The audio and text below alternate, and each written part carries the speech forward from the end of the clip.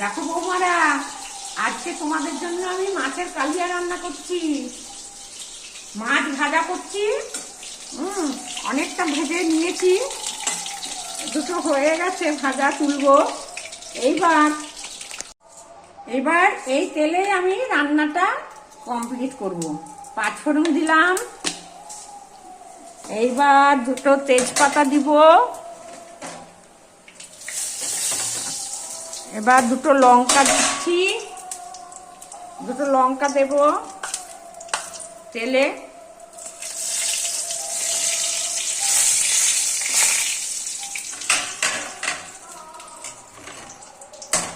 কাঠ মশলা দিলাম, গরম মশলা, ছোট্ট একটা গরম মশলা দিলাম। একটু তেল দিতে হবে, আর একটু তেল দিচ্ছি। আচ্ছা, তেল দেওয়া হয়ে গেছে। এবার মশলাটা, 5 ফোড়নটা ভাজা হয়ে গেল।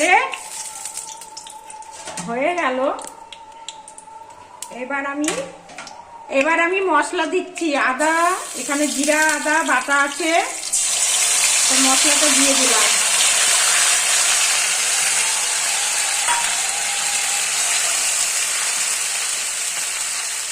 জিরা আদা 3 চামচ মতো বাটা আছে, একসঙ্গে মিলিতভাবে বেটে নিয়েছি।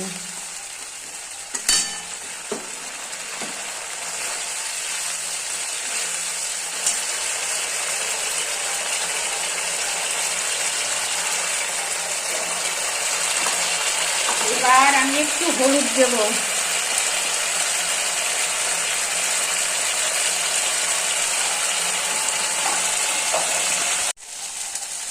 এবার এটা মশলাটার মধ্যে আমি টমেটো বাটা, টমেটো দিলাম।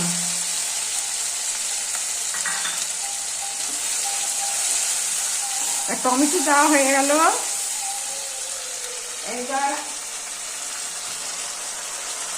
এবার একটু লঙ্কার গুঁড়ো দেবো, কাশ্মীরি লঙ্কার গুঁড়ো।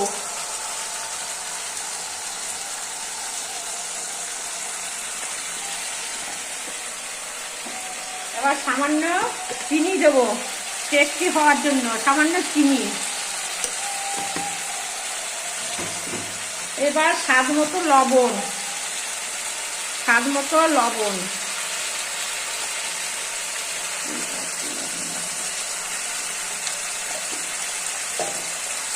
কষাবো।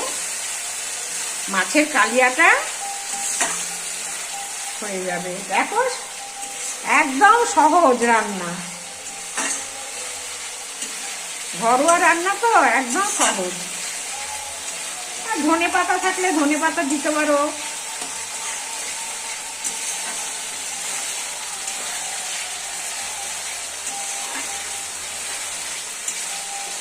কষানোটা হয়ে যাবে, হয়ে এসছে, লাল হয়ে কষানোটা হয়ে যাবে। কষানো প্রায় হয়ে এসেছে। এবার দেখো আমি মশলাটা জল ঢালবো। এবার দেখো ঠিকঠাক হয়ে গেছে একদম। এবার আমি জল দিচ্ছি, একটুখানি জল দিলাম। বেশি জল দিলে তো হবে না,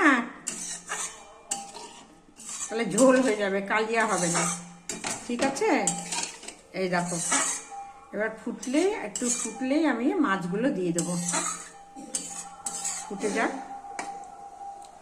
জলটা দিয়েছিলাম, জলটা ফুটে গেছে, জলটা ঠিকঠাক হয়ে গেছে। এবার আমি গরম মশলা দেবো, গরম মশলা দিলাম। মাছগুলো আমি সাজিয়ে দিচ্ছি, মাছগুলো সব সাজিয়ে দিচ্ছি। মাছগুলো সাজিয়ে দিয়ে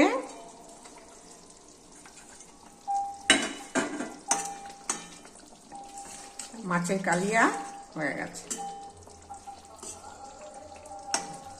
মাছের কালিয়াটা দেখো হয়ে গেছে।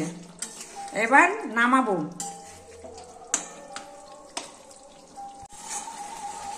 এবার দেখো মাছটা প্রায় হয়ে এসেছে, আমি একটু ঢেকে দেবো, ঢেকে দিচ্ছি।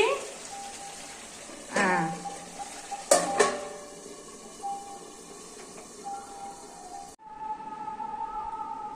এই দেখো বৌমারা, আমার মাছের কালিয়া রেডি।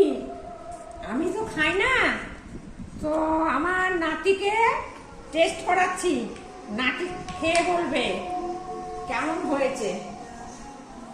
অনেক ভালো হয়েছে গো দিদা। ভালো হয়েছে? আচ্ছা, খুব ভালো। তোমরাও এরকম রান্না করে খেয়ে দেখবে।